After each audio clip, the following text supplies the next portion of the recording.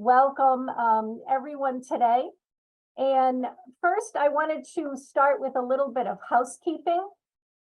As you realize, I'm sure you are all on mute, and but we really welcome your questions. So at the end of Joe's presentation, we're going to provide quite a bit of time for Joe to address all of your questions. So we have a Q&A box at the bottom, and you can put your questions in there.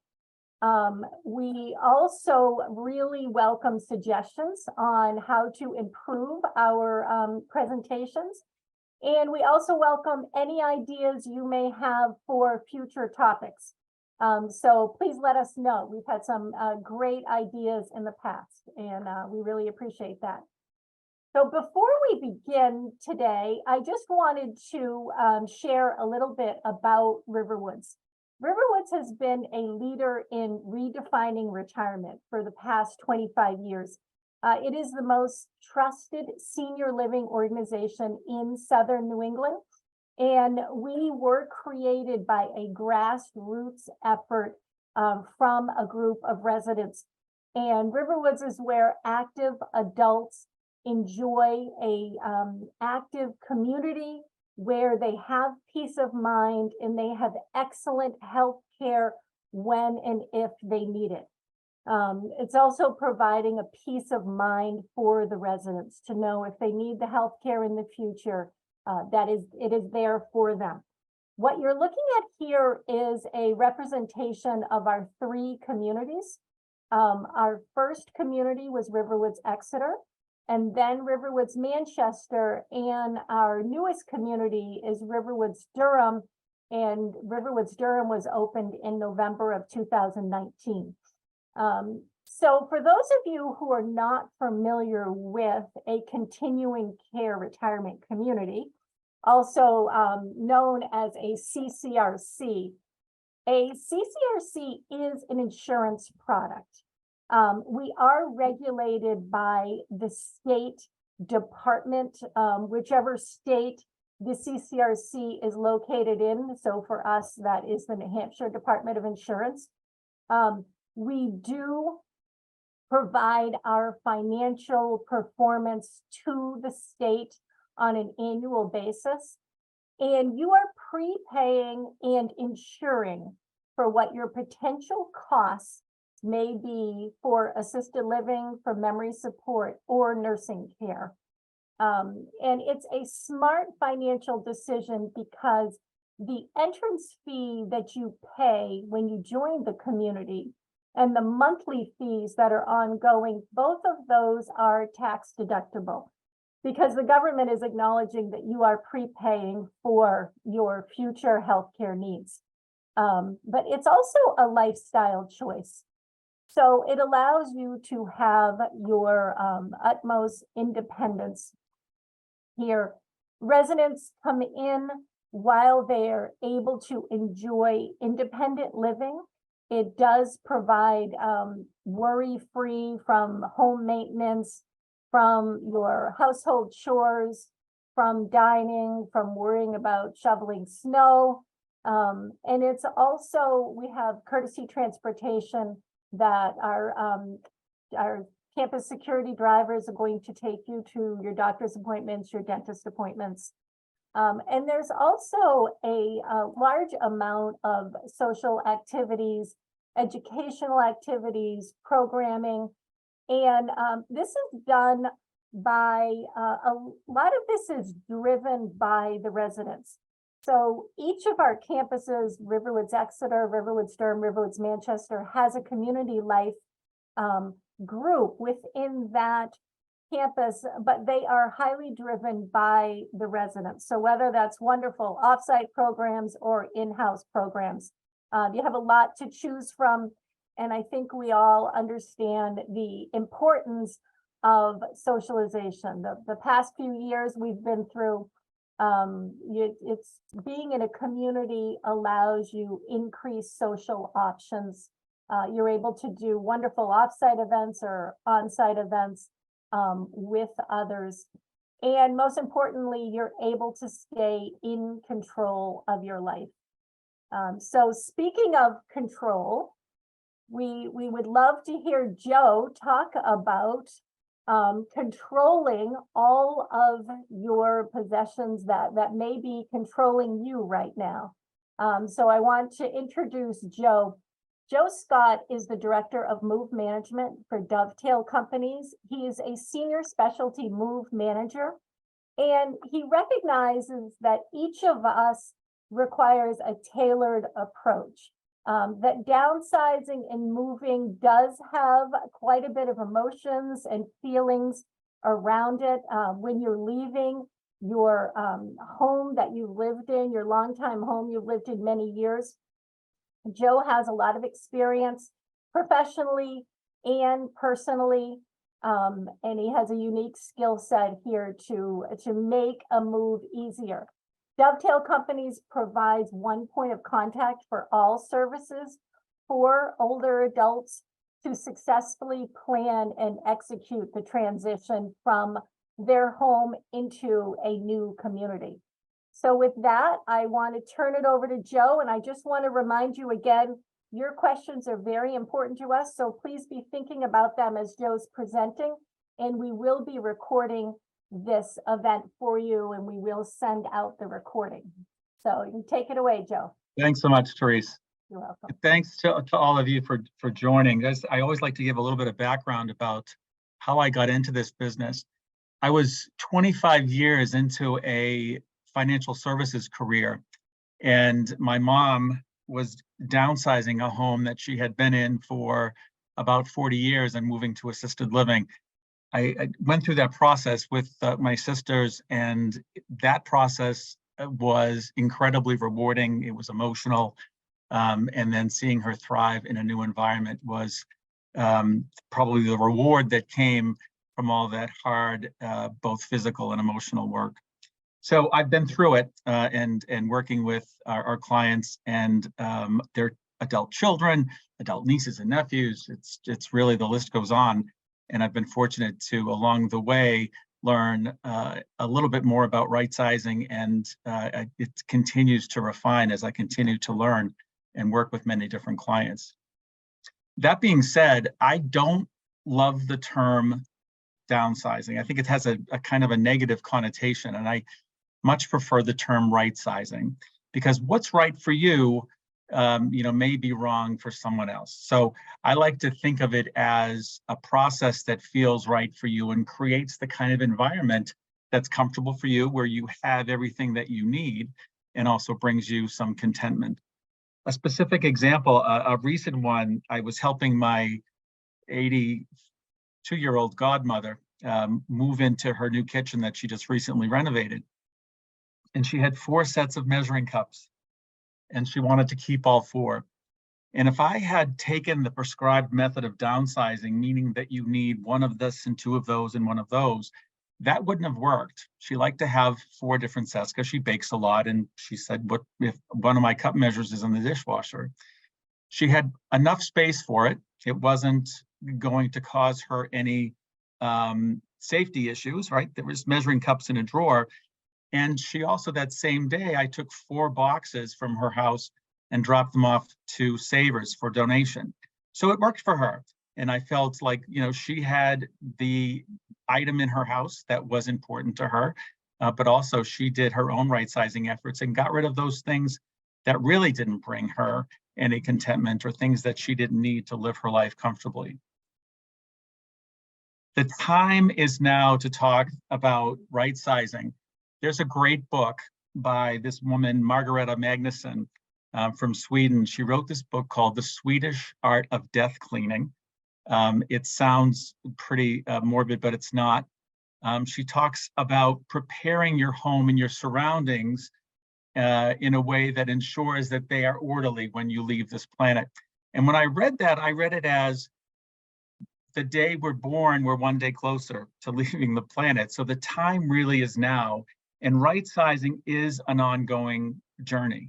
It's not once and done. If you're preparing for a move to Riverwoods, you're going to continue to live, and we'll talk about that. And it doesn't mean that you once you have your belongings and you've moved and you've gone through the right sizing process, but you don't plan to transition to somewhere else and for a few years, you've gone through that right sizing process, but you can continue to collect things. We're going to talk about where it had all come from. The good news is that we're not alone. 400 plus of you are on this webinar today because you have things that you don't know what to do with, or you have too many of them. Why is it still in the house? Probably the most complicated part of this whole process, and I think once I've started to dig into right sizing and worked with so many different clients, the challenge was always, how do I even begin it? And we'll talk about how you can do that so it's not such a daunting task, because you can really be brought down a rabbit hole if you start in the wrong place or start at the wrong time. And the time is now. So it's really taking the time right now to start your journey and to begin living a right-sized life. So where did it all come from? And I like to say that it all came from the fact that we've all lived great lives. We've had monumental life events. We've gotten married, we've had children, we've gotten birthday gifts, we've gotten awards from work. We had many different things that have contributed to our collections and our not wanting to get rid of something. I think about all the time my mom, who would not throw away a Hallmark card because it cost $3. If she were alive now and saw that you can buy a Hallmark card for $6, I think she would be really disappointed that we spent that on a greeting card. But she wouldn't get rid of cards. So she had, when we moved her, she had so many cards. And in her, her next home, she still kept all of those cards. So in those monumental events contributed so much to the mementos and memorabilia. Staying current. We all stay current every day. We go to the supermarket and we see that, one gadget in the kitchen aisle that, oh, I probably need that. Or a great example, and it happens all the time, you want to replace those 2 throw pillows that are on the sofa to give yourself a new fresh look. That's great. What do you do with the other 2 pillows that you just took off? We stay current by painting, and then we end up keeping paint. We'll talk about paints in a second. But we end up, in our quest to stay current, both in our wardrobes and in our surroundings, we end up collecting things that no longer serve you a purpose, but could serve someone else a purpose. And what happens is we put them away and they remain out of sight, out of mind. Our hobbies, we've all taken up hobbies, and we could be woodworking, and then we're going to paint, and then we're going to do pottery, and then we pick up stained glass or knitting and crocheting. And with those hobbies come all of the supplies that you may have had in creating the craft. And then you have all of the items that you created. And you may have, vast collections of pottery, of woodworking, of sweaters, of Afghans, or whatever it is. And our hobbies have contributed greatly to what it is that we, what it is that we have. And you'll continue, Riverwood's terrific programs that will get you involved in different kinds of crafts. And you'll end up having, the good thing is the community room and the art room will house all of the supplies, but you're going to end up with a craft or a product that you've created and perhaps want to display in your home. It comes from the store. We, as I said, we can go to the supermarket and we pick something up. The biggest mistake that I think a lot of us make is that we think that the best thing that ever happened to us was Costco and Sam's Club and BJ's. We end up buying more than we need.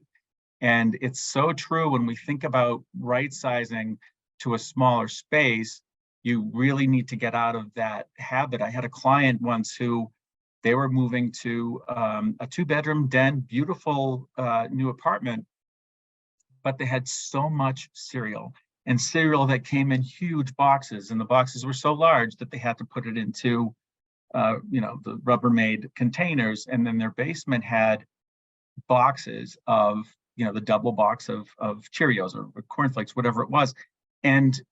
But I said, do you actually go through it all? And we looked at some of the expiration dates, and they had not even gone through it because the quantities were so large for 2 people.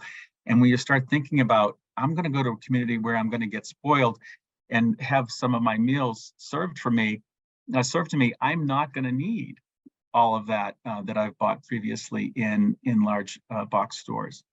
And then it's going to come from someone else's right-sizing efforts, or it has come from someone else's right-sizing efforts. Your parents, your grandparents, your sisters, even your kids perhaps think, oh, you may like this. I think that you want this.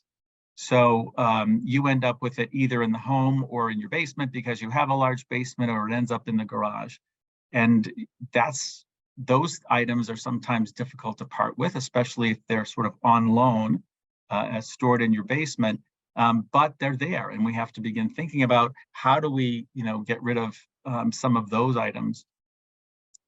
The good news when you transition to a smaller space and right-size your living is no one's going to bring you any more stuff that they think that you need. However, you're going to continue to live. You're going to continue to have birthdays and celebrations.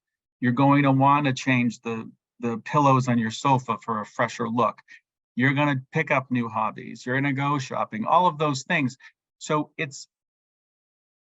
we have all of these things because we've lived. You're going to continue to live and continue to get all of these things and accumulate things. But how do we live our life in a way that allows us to enjoy it and not become overwhelmed by all of the stuff that we collect along the way? Where did it all come from, and why is it still in the house? We know where it came from. It's still in the house. This is an actual photograph of last April. We moved from a home we had been in for 22 years. And this is my collection of paint. And it was right before I had dumped kitty litter into most of it to dry it out and throw it away. And then I had to, via a hazardous waste day, got rid of the oil-based. And you'll see in the corner, there's a gallon of navy blue paint. And that paint was from the house that I lived in prior to moving. So that paint was probably 25 years old. It was never opened. And I paid a mover 22 years ago to move it into a house. And then I had to spend the time on a Saturday afternoon prying it open and filling it with kitty litter to get rid of it. It still was there because it was out of sight, out of mind. It was in the basement. I didn't have to really think about it until I had to move. And I thought, if I had dealt with this as I went on, as I really thought about, do I need this gallon of navy blue paint? Oh, we're going to save it for touch-up. Well, you save it for touch-up. There's so many great resources available to us now, to store a small amount of paint that won't go, that will keep the paint from drying out, and you could keep a small amount of it. You don't need to keep the entire gallon. And if you keep the entire gallon, it all rusts and it just ruins what you have anyway. It represents something. The paint doesn't really represent anything but a Saturday afternoon worth of work, but there are other things in your home that you don't want to part with because it does represent something. It represents a memory. It represents the memories that you had with your children or your grandchildren or with your spouse, your partner. And it's hard to sort of part with those. And I think part of the right sizing process is recognizing that it is going to be emotional and trying to separate the emotion from the physical item. You're saving it for someone. And we always say that you need to ask someone if they want it. That is a huge help in the whole right sizing process. As you're going through the process, asking people, is there anything that you want? And you'll be very surprised. They may want things that you were ready to donate or quickly throw away. And a good example, Erin DiCarlo, who's the founder of Dovetail Companies, tells a great story about after her grandmother had passed. She returned after the funeral and had gone back to school and came home, and her parents and her aunts and uncles were cleaning out her grandmother's house. And she went in there frantically looking for a set of plastic bracelets. And she was told that, oh no, we threw those away because they weren't worth anything. Presented, something, and she remembers, hearing those bracelets clang as her grandmother brushed her hair or made her lunch. So it really would have been great if someone had said, is there anything in the house that you want? And the thing is, we always think about, what do I do with all of my stuff? if you ask someone, they will be able to perhaps take it. So you'd be surprised sometimes, especially if you have children and grandchildren, what is it that, it may be the smallest thing, but what is it that they would like? And then finally, why is it still in the house? We have no idea. We have no idea why we haven't really dealt with it. And likely we haven't dealt with it because it's really difficult to start. So how do you get started? And at Dovetail, we say, whether it's choosing your next home, selling your home, or right-sizing, you deal with it in manageable bites. And as it relates to right-sizing, that's dealing with inventories of items as opposed to an entire room. I always say, don't try to boil the ocean. You go into the basement, you think, I'm going to tackle that basement today and we're going to get that basement cleared out. That is going to be overwhelming. And to me, it's like boiling the ocean and almost impossible to do. We're going to end up becoming discouraged, falling down a hole that is going to make the process seem even that much more unmanageable to us. So dealing with an inventory of items in manageable spans of time, making a plan and understanding in 1 month, 1 week, 1 quarter, how am I going to deal with my inventory of items? As an example of that, when I was preparing to move, I had a lot of pots and pans. I had pots and pans in the kitchen, I had them in the mudroom closet, and I had them in the basement. So I collected the entire inventory of pots and pans, and we do this with clients all the time. And you then get rid of all of the items that you don't need, and you get it down to a reasonable inventory that likely can be stored just in the kitchen. Maybe the lobster pot has to go in a closet or somewhere where there's more space. But in the process of dealing with an inventory of items is that you have then dealt with the space they've lived in. So in dealing with the inventory of pots and pans, I was able to reduce a little bit of contents in the mudroom closet, some of the contents in the kitchen, and some of the contents in the basement. So I made some progress. So it feels really great to to make that progress, and I feel motivated to say, all right, now it's time to take a look at all of my tools that I have, and I probably have tools in every junk drawer, every mudroom closet, and certainly in the garage and in the basement. We talk about the emotional and functional scale, and what I mean by that is start with those items that have a low sentimental value. You start with photographs, you're going to go down a hole. It's incredible, as I said, it's an incredibly emotional process.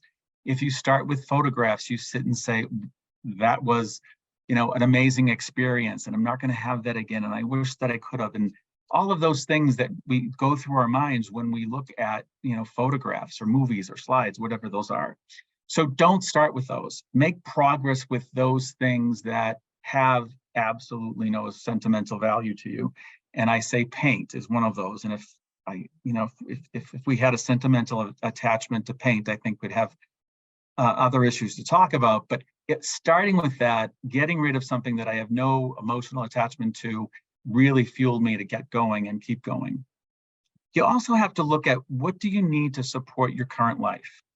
If you are going to transition to a new home in a month, a week, 3 years, it doesn't matter. Along the way, as you're right-sizing, make sure that you're not getting rid of those things that you still need to live your life. For example, we see this all the time, beautiful dining room sets. It has, a dining room table with 6 chairs and 2 leaves, a buffet, a china cabinet, and we may want to entertain up until the time I'm going to move. When I move, I'm only going to be able to take the dining room set with 4 chairs and none of the leaves, and probably maybe the china cabinet, and maybe I'll use the buffet as something, underneath my wall-mounted TV. So you don't want to get rid of the things that continue to bring you joy in your current life.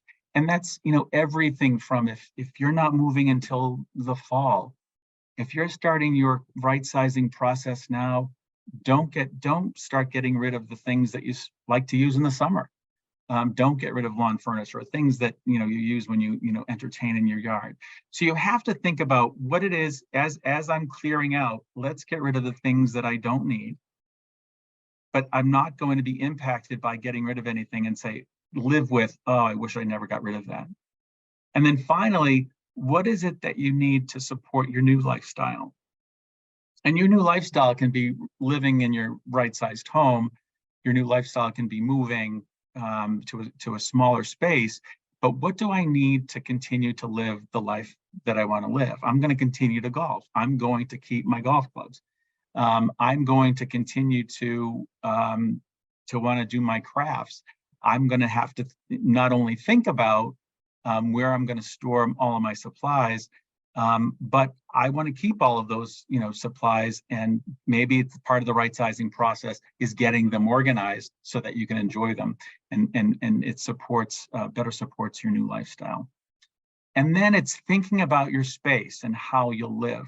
It really varies, even within the Riverwoods communities, they're so different, right? All the apartments are so different, and those spaces are so different. And one of the journeys that we take with our clients all the time is, let's look at your floor plan. Let's look how you live now and how you're going to live in this new space. So I think that it's really important, even if you don't know what that space is, if it is, you envision yourself living in a 1-bedroom and a den, or a 2-bedroom, and you're going to use the 2nd bedroom as a den, think about how that space would be used. Could I live in a 2-bedroom and have the den be a guest room slash TV room, or a guest room slash office? So just thinking about the kind of space that you want to go to, and then how would my belongings fit into that, and how best could I use it? Yes, it's going to be really dependent upon actual measurements and what will fit and all of that, but super important to think about how am I going to live in a new space. So if you look at the manageable bites, taking small, manageable spans of time, dealing with inventory of items, and then on the emotional and functional scale, let's not get dealing with the stuff that's super emotional, but let's not really get me to a place where I'm going to be giving up things that I really enjoy and how I want to live my life. This is just an example of a plan that I put together of some of the things that I sort of think about as sort of the non-emotional to the emotional, or to things that I need for a life or a specific lifestyle. Paint cans, paint thinner, junk drawer, all of those things are perfect opportunities to take a look at those inventories of items and say, do I need any of this right now to live my life, and will I need it in my new lifestyle?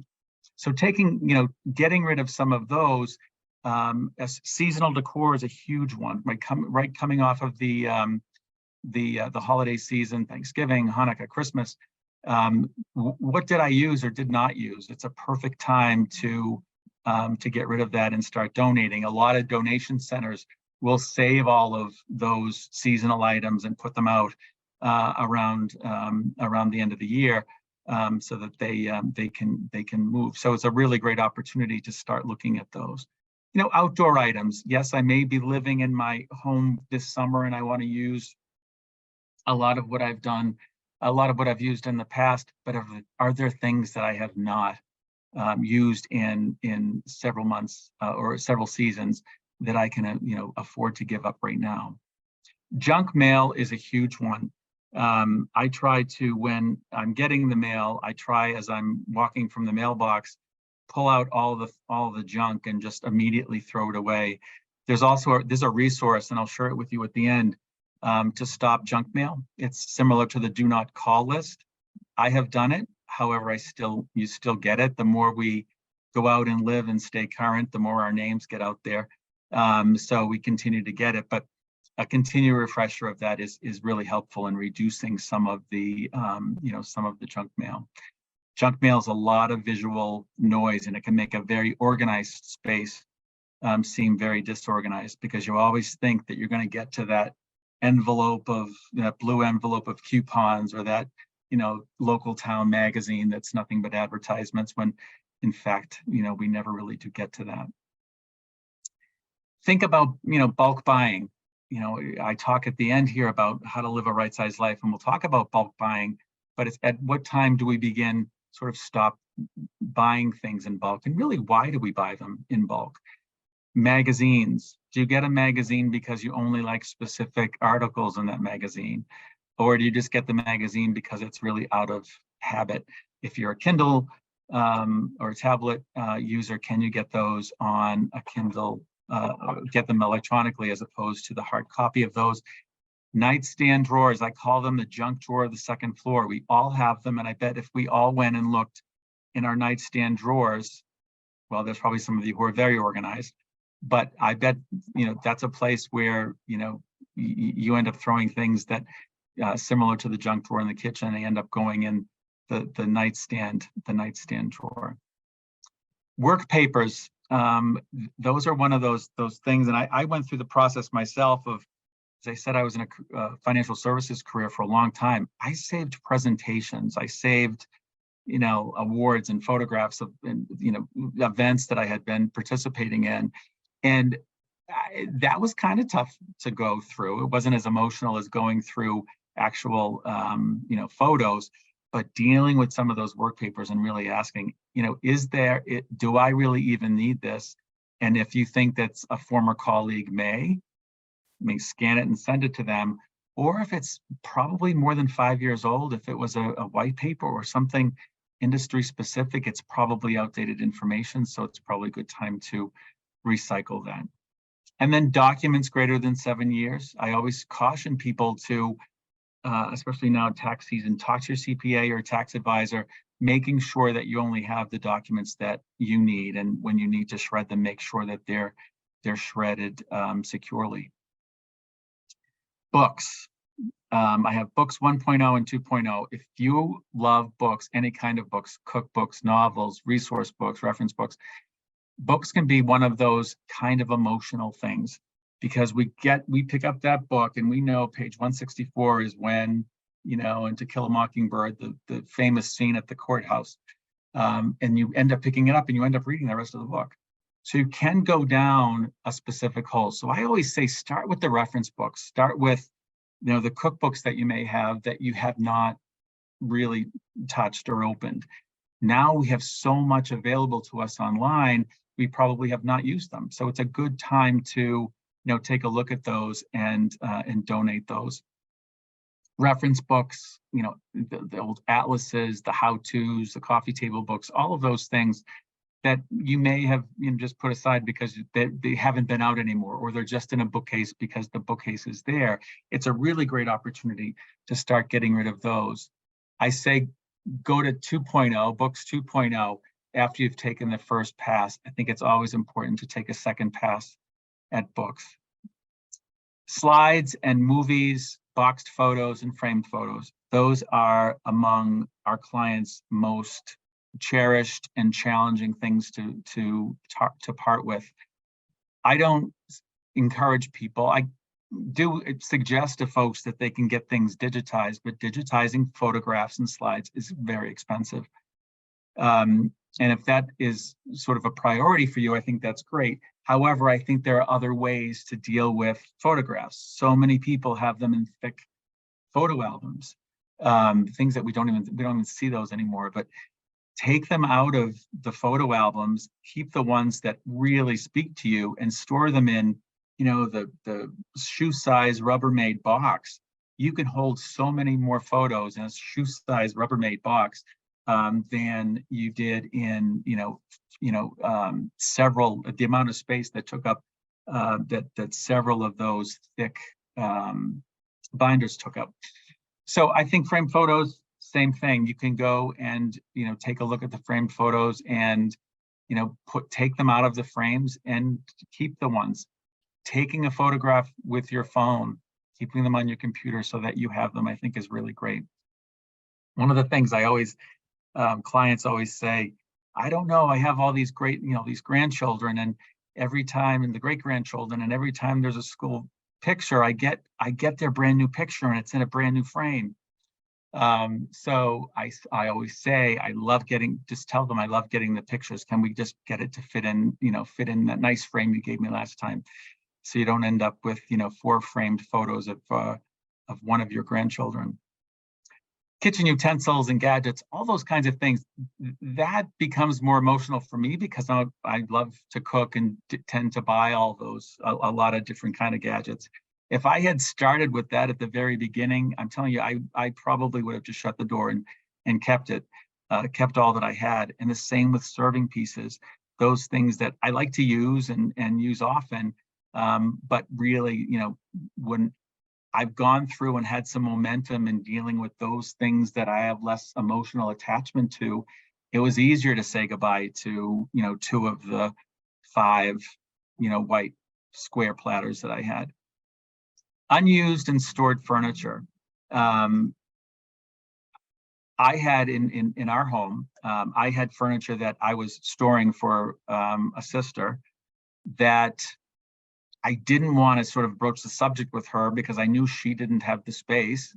So I just really waited, and I finally got to a place and said, we need to deal with that furniture because we don't have the space to store it for you anymore. And then what is the furniture? Once your house is sold, you've gone through all the showings or whatever, or even before then, what is the furniture that is just taking up space? We had that little table that someone gave you that they thought that you wanted. It's in the corner of a room and taking up space and doesn't really impact the design or the function of the space. Why do you still have it? And it really can be a great opportunity to start taking a look at that and getting rid of it, as long as it doesn't impact how you live. Decor, memorabilia, and collections. Again, decor is one of those things that we, in an effort to stay current, we pick up something and then we put it down on the table and take whatever it replaced, and we end up putting that in the closet. So maybe it's time to take a look at the decor that's in the closet, because if it's in the closet, likely it's not something that you regularly use, and probably not something that you're going to use in your new space either. Books 2.0, that's when you go through those books again and say, how many of these books can I afford to have in my space? Yes, you can have as many as you want, as long as they can go into a bookcase or bookcases that fit in the new space that you're going to be in. And there are a lot of people who really love books and collect books. So it's really having a vision for, where am I going to live and how am I going to use my space? And do I think that I have a decent sized wall for 2 36-inch wide, 6-foot tall bookcases? Like, thinking about how to use those bookcases, but also, would I have space for those? Displayed photos. I think that that's one of those things where you begin to again take them out of the frames and begin to store them in containers, or give them away, or depending on sort of what the photo means to you. You could, also, shred them. I always suggest to folks, it's a really great, displayed photos are a great conversation piece, especially when you're moving to a new community and everyone comes and knocks on your door and wants to see your space. It's always great to have some photo that allows you to have a conversation and make some connection with a new neighbor. And then finally, as you get toward, I'm in this timeline is going towards my move, getting towards the move. All right, I don't need the furniture that I had. I don't need the entire dining room set that I had. I'm just taking those pieces. It's time now to start dealing with those the pieces that I'm not going to use. And if you're living a right-sized life, you are going to then want to start back at the beginning. As I said, it's a journey. You're not going to just do this once. You're going to continue to collect things in the junk drawer, in the kitchen pantry, and you're going to continue to get framed photographs. So it's really important to put yourself, on a schedule. And we'll talk about that as we talk about how to live a right-sized life. People always say, all right, so that's great, but how do I deal with, you say deal with clothing, it's not emotional, but how do I deal with the clothing? And we like to apply the 80-20 rule, saying that 80% of the time we use 20% of what we have. And you'll discover that it is true if you go and take a look at your closet or in your cupboards. So if we look at Mary's sweaters, Mary has an entire closet of sweaters. She has 35, 40, 50 sweaters. Some of them are folded, some of them are in a container under the bed storage, some are on hangers. We collect that entire inventory of sweaters and we say, let's start with, we count them, let's start with taking 20% of these sweaters. Mary then absolutely goes right to the sweaters that she wears all the time. And they probably are the ones that were right in the middle of the closet or right in front of, on the shelf, right in front when you open the closet door, or they're in a very specific drawer. Mary will probably pick those sweaters. Even if Mary ends up with, from an inventory of 30 and she ends up with 28, Mary has still reduced her sweaters. And I think if you are on a right sizing cycle, you can do that again. And I think once you're aware of what is it that I use, you then start thinking, oh, that's right. I haven't worn that sweater. The winter has just passed and I had worn that sweater once. I have this great sweater that has, maple leaves on it that is only for the fall. I haven't worn that for the last 2 falls. Then it becomes, oh, it's time to get rid of and donate those sweaters. Same is true with Bob's golf shirts. Bob will go to the golf shirts that he's most comfortable in, likely those that fit, those that are in the left and right hand side of the closet or in the bottom drawers of the dresser are likely the ones that he doesn't use or like me, it doesn't fit. But Bill will do the same thing. He'll pick out those golf shirts that he wears all the time. But along the way, and these are the great stories that we get to hear, you'll see this tired old golf shirt that has a yellowed collar and a stain on it. But that's when he got a hole-in-one. So that golf shirt was not going to go anywhere. So he was very happy to keep it, but there were so many more that he could get rid of. Finally, this is a real example of Mary and Bill's names changed to protect the innocent here. But they had, I don't know if everyone knows the false craft china. It was popular in the 80s. It was gray, and I keep meaning to go to a thrift store to see if I can find one. It was gray, thick, heavy, and it had like a blue stamped flower on it. And these clients had every piece of that false craft stoneware that you could imagine. Soup tureens, egg cups, salt and pepper shakers, platters, mugs, dishes, bowls, everything. And we looked at that and said, how much of this really do you use? And we got rid of most of the large serving things, the soup tureens and the utensil container, they had everything because they got that every, in the 80s, every birthday, anniversary, Mary got some of this china. And we got her down to, but she still liked it. It had a lot of emotional attachment. And we got her down to, six plates, 6 soup plates, 6 salad bowls. And when we got to the, she also had the glasses that had the blue design on them as well. And we got her down to just, probably 6 of each. And we got to the coffee mugs and with these little stout coffee cups. And I said, well, we just need 6 of those. And she said, well, I don't need those. We don't even use those. Where do you see our mug collection? And they opened a drawer, the next cabinet, and there were more coffee mugs in that cabinet than I think I've ever seen. And the thing that was so great is that they used all those mugs. Those mugs told stories. They had mugs that, from their original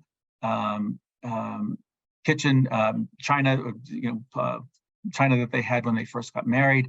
They had, world's greatest grandma, world's greatest dad, best golfer, trip to Disneyland, to Italy. They had so many mugs and they used all of them. They all looked well used with spoon marks. And I said, okay, these tell great stories. And when you have someone over for coffee, you're going to give them a mug that's going to be able to share a story about. I said, but let's at least get rid of the ones that are, that are cracked or chipped. And we did, and we cleared out probably 10 or 15 mugs, but that really worked for them. So that entire collection of mugs was something that was really important to them, and we kept it. And it was interesting to learn about that after learning that false grafts, those round, stout little coffee mugs really meant nothing to them. So if you apply the 80-20 rule and you do it with individual items, inventory of items, as opposed to trying to deal with the kitchen all in one day, you'll find out, and then when you go through this list, that some of the inventory can be at a zero. You deal with paint, you're probably not going to save any paint. You're probably going to get rid of all your paint. So your list then becomes shorter. And then other items inventory is going to be reduced by as much as 80%. So it's really a great way to continue to make progress, especially if you put yourself on a right sizing cycle. You'll have less to deal with every single time. And remember, I said that you're going to live and continue to live. And when you continue to live, you continue to collect things. If you live in a sort of a right-sized life and have a right-sizing cycle for yourself and take the 80-20 approach, you'll find out that you're able to really start getting rid of an entire inventory of things, or getting rid of a percentage of what it is.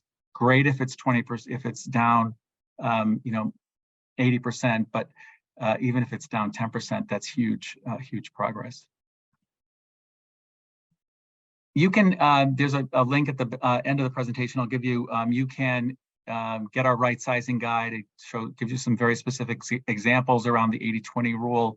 And then you can begin putting together a plan for you, for your timeline, and listing out your belongings. It really is helpful, even if you're not a list maker. It's really helpful to make a very daunting process less daunting. Don't say, right now I'm going to go do the basement. Think about what's in your basement and start dealing with those individual inventories. This is all great advice, but there are incredibly sobering facts around right sizing, and the realities can be really devastating. I've seen clients get pretty emotional because there's not a market for all the items that they think can be sold.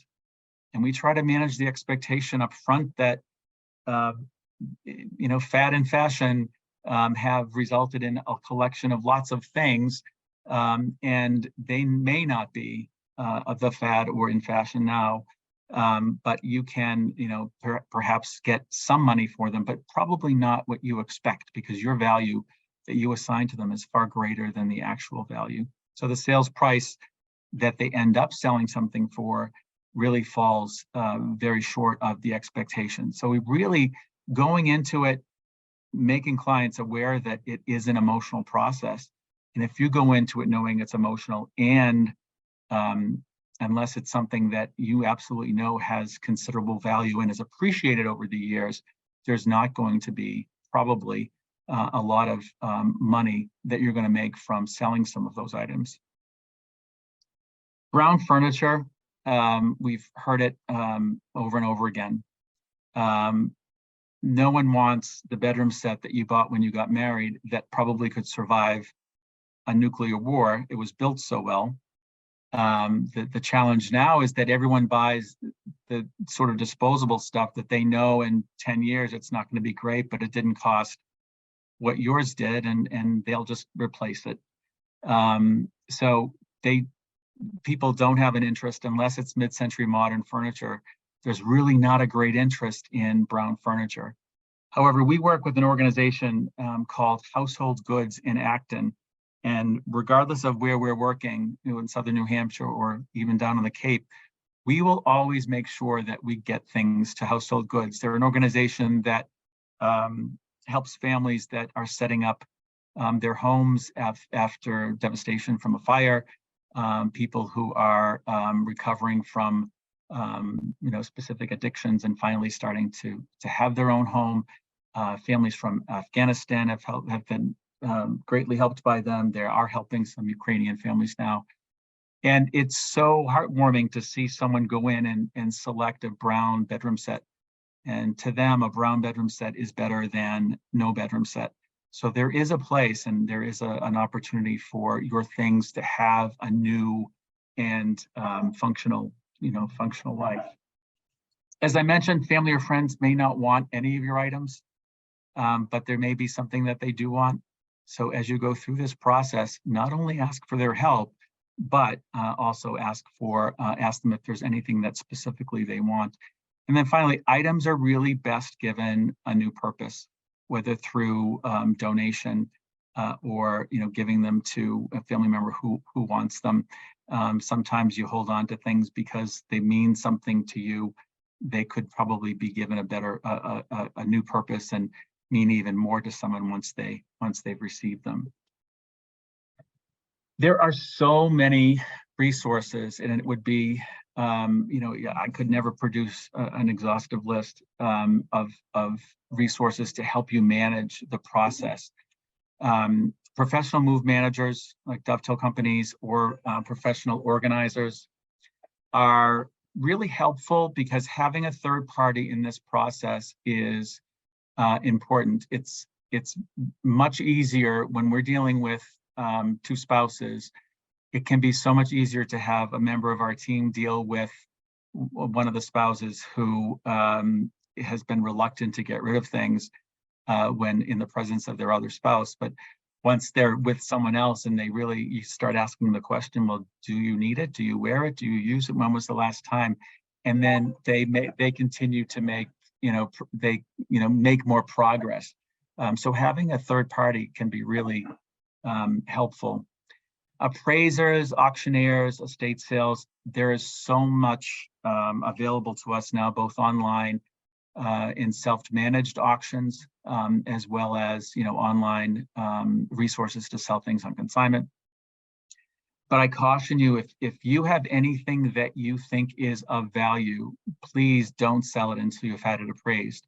Whether it's a painting that has been in your family for years, sterling silver, be very careful about that. Please don't just sell it to someone who's going to melt it down. Sell it to someone who's going to sell it, resell it from a retail perspective. So it's very important whenever you are thinking about having any sort of sale, whether it be a self-managed auction via Max Sold or an estate sale in your home, that you understand the items that are of value and that you ensure that you get what they are worth. Our cities and towns can be super helpful to us in this right sizing effort. You want to check your town's site. Spring is a good time for hazardous waste days. So if you have paint and paint thinner and antifreeze and all those things that you want to get rid of, it's a good time to make sure that you're making a note of when that is and setting those items aside so that you can deliver it on your hazardous waste day. Additionally, know what your city or town will take in terms of large items, making sure that you get specific notice. That whatever, if there's stickers or whatever, making sure you understand, because it's a whole lot easier to put things out on the curb, and if they're not taken, discouraging when you pay $10 for a sticker with the town and you put something out and then someone has come by and taken it, which is great. But I really would look into whether or not your city or town does take, items, or if you have a transfer station, what will they take? Donation centers are an awesome way to support many different mission-driven organizations. Centers like Savers, and there are several of them in Southern New Hampshire. They benefit the Epilepsy Foundation and they really do a nice job. However, the difference there is that they still have a retail expenses to support. So not 100% of the proceeds are going, but still they do great work in moving a lot of inventory. Nonprofit organizations, There are some really great ones, organizations that benefit folks who are starting a new home. Southeast New Hampshire Habitat for Humanity Restore is a great place. They will also take tools because they use them for building. I caution you, in any time that you're looking to donate something, make sure that you call first to ensure that they will take what you're interested in donating, and then find out if they have a service to come and pick it up. Home Tomorrow Store and Donation Center is a great organization in Bedford. They take a lot of household goods to help folks set up homes, and then the Salvation Army in Portsmouth is also a very good option as well. Online resources, this list could go on, but I think that Facebook and Craigslist are great places to sell items, specifically Facebook Marketplace. I just always caution anyone to please be very aware of some scams, because scammers will try anything. And if you do end up selling something, please make sure that someone's at home. There are a couple of you there, and then you're not welcoming strangers. And ideally, it's porch pickup, and they don't have to come into your house. Donationtown.org is a really good website in that it provides enter your zip code, and it will give you local organizations that will come and pick items up if you leave them at the door. And they, the good thing about that is that once you've set a date to have them come pick it up, it's great to have that as your goal, and say next Tuesday they're coming to pick up clothing that I've committed to. So it makes you, motivates you to get rid of some of those sweaters and golf shirts. The junk mail, stopping junk mail. If you go to consumer.ftc.gov, that will give you some options on how to stop junk mail. And again, there are so many online resources and platforms to sell items, but I caution you all the time, please make sure that you understand the value prior to selling them. And then finally, disposal companies. There are so many great ones.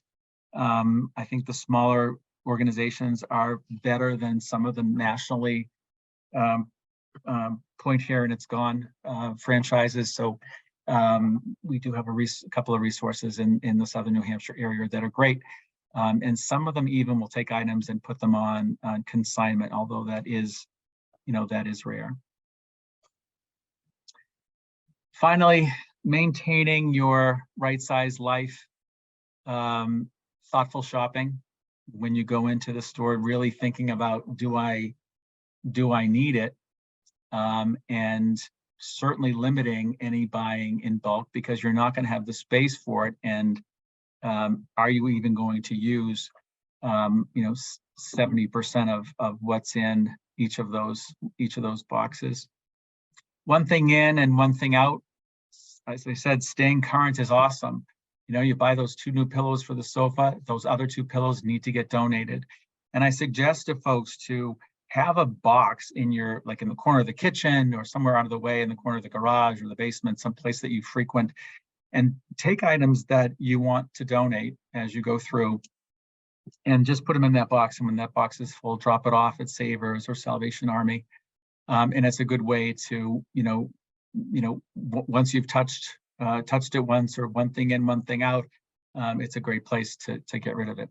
And I encourage you, I always do, when you go home, or if you're home, go to your kitchen, stand in front of your kitchen sink, and to the right or left, those cabinets, top shelf of either of those cabinets, you're going to find something that's back up there that is probably destined to be put in a donation box.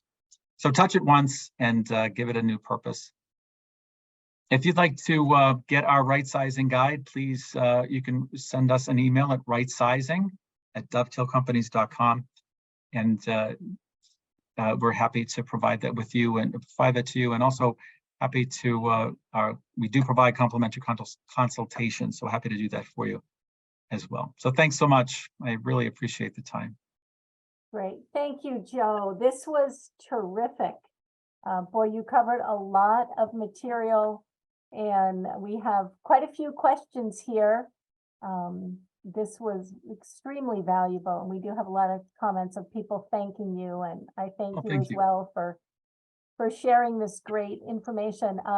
I do want to mention again that we will be sending out the recording of this. So as Joe had listed the resources and the particular organizations that do take donations, we will be sending this recording out, so you will have all those names there. Okay, the first question is here. Wonder if you have suggestions on how to convince one spouse of many years to downsize. We've gone through the route of me getting rid of my things, but leaving his alone. That's where the third party really comes in and is helpful. You know, oftentimes it's very difficult for your spouse to tell you that you need to get rid of things, right? It's all about control. And I think that if you put that spouse in control, by saying, I'm going to have someone work with you. And it could be, you could ask one of their friends or one of your, one of their children that would be able to make more progress than you would. I think having that non-biased third party is super helpful, because if you're doing it with your spouse, you're not going to ask about the story, about, why is it that you want it?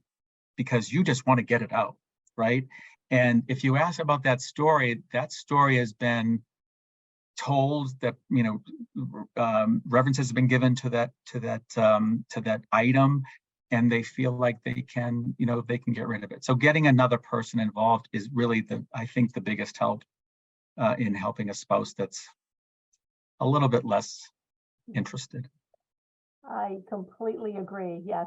And then someone said it. I think the purpose of this comment is that she may feel overwhelmed.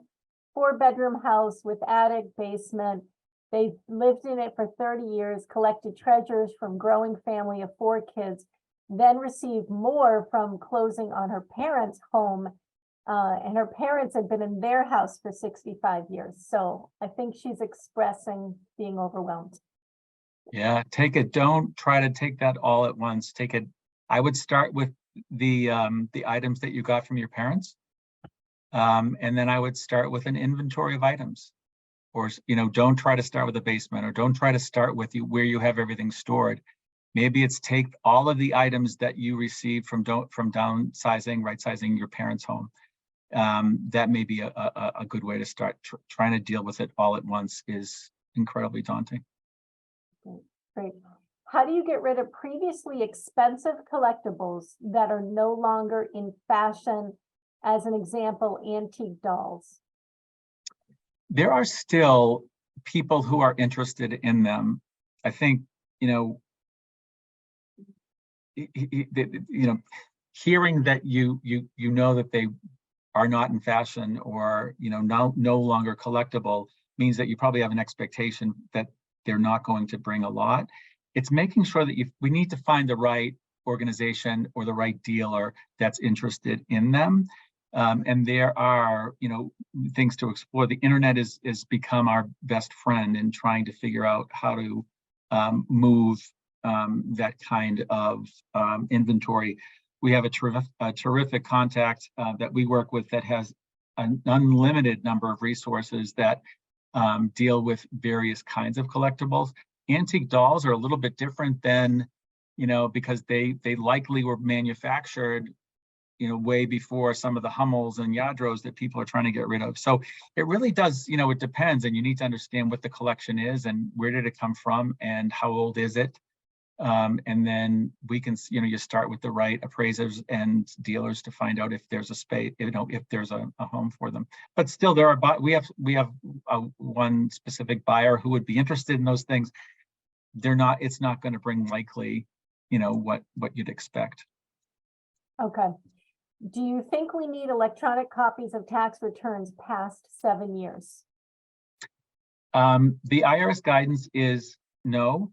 However, I always caution clients to ask their tax advisor or their CPAs, because your situations may be very different. You may have a small business. You may have been had responsibility for someone else's estate or whatever that is. So you need to make sure that you understand it. And it's a perfect tax time to ask your tax preparer or your CPA, what is it that you need?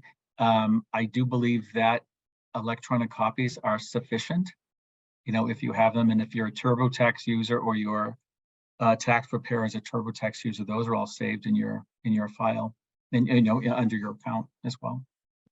Okay, good.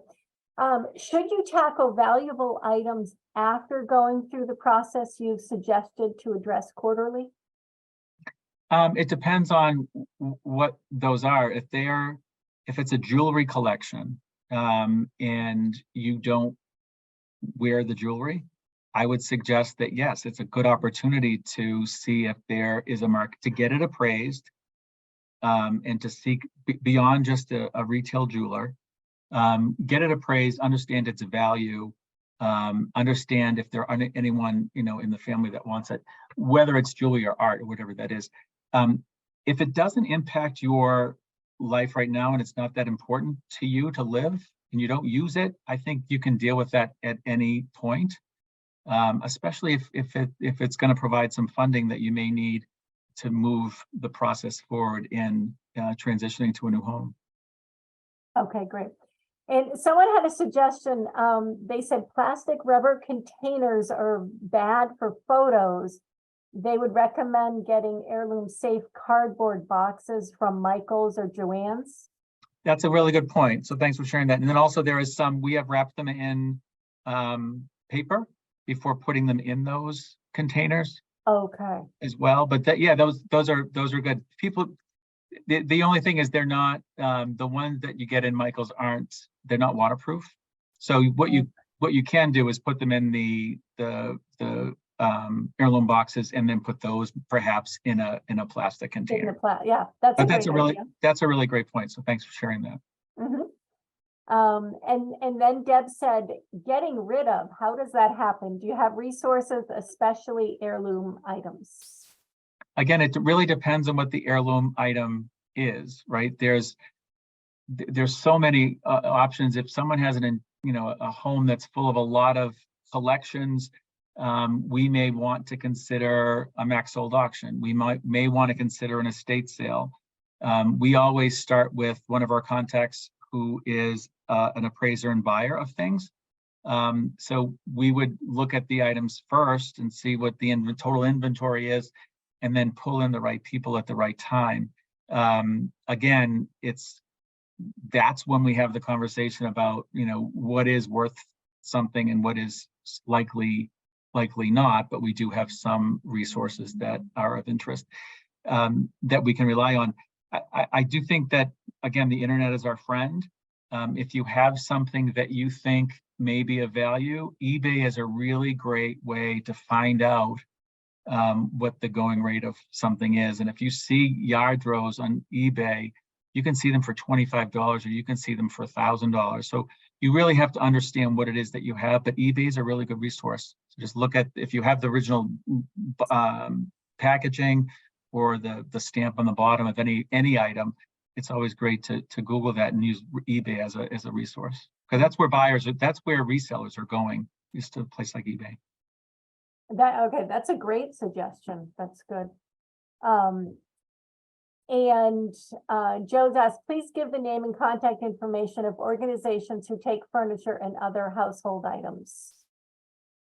Depends on where you are, but Habitat for Humanity, the Restore organization, Hometown, I'm going to use that up because we use a place in Acton, Massachusetts called Household Goods. And I said we use them throughout New England. They will take items, but you have to call and be very specific. They have very specific drop-off times, but the specific, it is Home Tomorrow Store and Donation Center in Bedford, New Hampshire. So you want to check with them. Okay. And what if you can't find an appraiser? This person is not having luck finding an appraiser.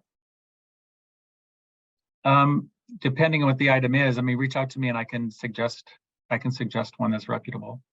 Okay, great. And you Yeah. always, and that's a really good point. You always want to make sure that you have someone is an approved appraiser, has worked with law firms and estates, and is legitimate. So it's really important. Great. And I'll just repeat that again for anyone interested in that particular question. Joe had said, feel free to reach out to him and he can direct you in the, and point you Yeah, in and the just right send that. direction. Great. You can send that to rightsizing@dovetailcompanies.com. Great. What about Goodwill as a nonprofit organization for donations? Love Goodwill is a good option. The other thing that I like about Goodwill is that they have an affiliation, I believe they still do, with Dell Computer. So they will take a lot of used electronics for recycling with Dell. So I do like Goodwill as well. They have very low overhead, and they use the refurbishing of items is done by staff that they're looking to train for jobs. So I like Goodwill is a great organization. Thank you. And I am checking the time, Joe. I do appreciate you still being willing to hang out with us because we still have a number of great questions. We're going to try to get through them. If we're not able to answer all of them, we will reach out to you directly. Terrific. What is your opinion on the usefulness of dumpsters at some point in the right sizing process? Well, it tells people that you're right sizing. You will have people going through your dumpster. If you're trying to sell your home, you certainly don't want to have a dumpster around. I much prefer having if something's in a dumpster, it's likely going to get, unless you're covering it every night, it's likely every day and night, it's likely going to damage whatever it is, and it's not, all those items are not going to be given a good life or a new life. So I much prefer setting the items aside and having a company, a disposal company, come in and take them for donation or disposal. If you put it all in a dumpster, it's all going to end up in landfill. And then, you're also having to move it out. I love when someone has a garage space that they can use, that they just use that as their staging area and have a company come and just remove it. Or if you have individual rooms and you have, a few boxes in individual rooms, disposal companies will come and take just what you want them to take, as opposed to having to lug it all out to a dumpster. Dumpsters, they really do serve their purpose, but I think you end up with landfill and no opportunity for donation. Great. And they wanted to know the organizations that will come and pick up furniture from your home. It depends on the organization. Some do, and some have very strict, schedules for doing that. But it's always important to check with any one of those organizations and find out if they do have people who will pick it up. But there are some that will. Great. Where can you sell sterling and Waterford crystal? We have a specific buyer for sterling.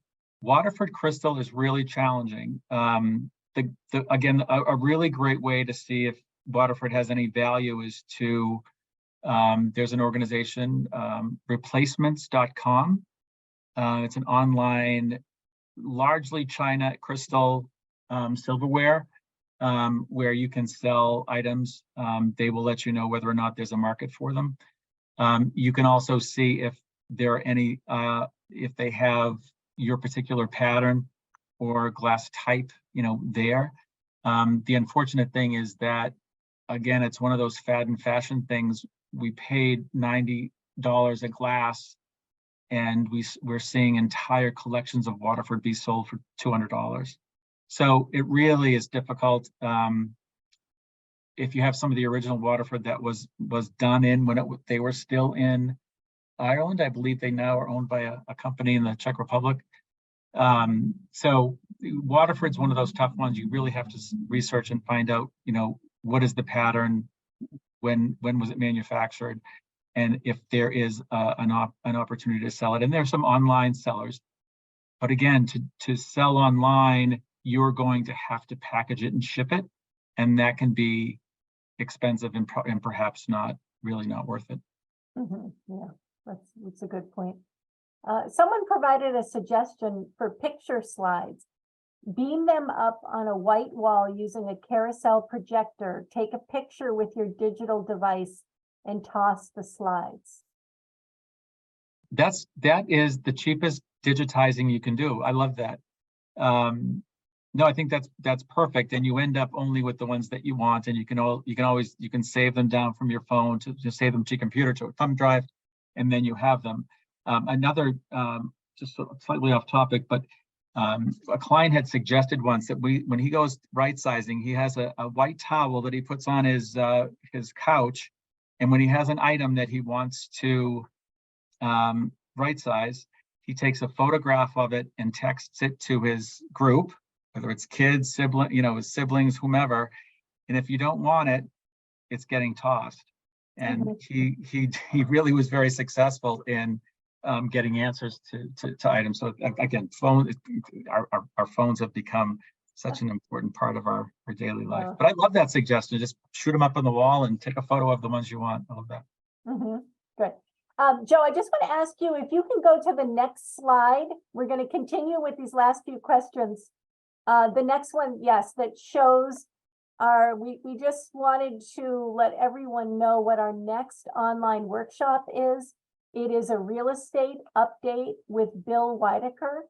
This will happen on Thursday, March 23rd at 1 p.m. So you can you can register at riverwoodsgroup.org/events or call 603-658-1586. And we have the QR code there as well. So just a few more questions. I'm only going to keep you for maybe 2 or 3 more minutes, Joe. That's fine. And I do. So Jean had the question, can you provide the template for the plan that you have shown? She said, thank you very much. And that would be in the link in the insiders, the guide. In the right-sizing guide. So you can either do it via the link. It's under dovetailcompanies.com/training webinars, or you can just ask for it via rightsizing@dovetailcompanies.com. Great. And then someone lives in Syracuse, New York area. She's asking, what about resources for those people that do not live in New Hampshire or New England? That's a great question. So I'm a certified move manager through the National Association of Senior and Specialty Move Managers. And we deal with out-of-state moves all the time. And we rely on our network of colleagues that are also certified through NASM. And we do align our colleagues with some of those clients so that we can ensure they do the same thing that we do, but it also really ensures a very smooth transition. So we do have resources through NASM that can assist in both the right-sizing process and in the actual packing and moving. Okay, great. All right, we're down to just a few questions. I'm going to end it with one more question, and the other 2 questions we will reach out to you directly because it looks like it's 2:15 right now. Does silver plate silverware have any value? It depends on when it was. It depends on its age, really. Okay. So, and it depends on what it is and how heavy it is. So it really depends on the individual piece, and you'd want to have someone look at that. Okay. All right, great. Just one last one from Elizabeth. How do you find the appraiser who's an expert in the items collections? Many of her treasured items were purchased by her grandparents. Yes. So you can find appraisers online. You just want to make sure that they have accreditation, and you want to ask them, have you worked with estates and have you worked with law firms and insurance companies in appraising specific items, and what is your area of expertise? You want to interview them the same way they're going to interview anyone. But you'll find that the best appraisers, I think, come from the local, antique shops that have the really beautiful, antique shops that have a pretty established reputation. There is a gentleman, I'll share his name. His name is Stuart Miller, and he's with New England Galleries in Andover, Mass. He's an amazing, really amazing resource.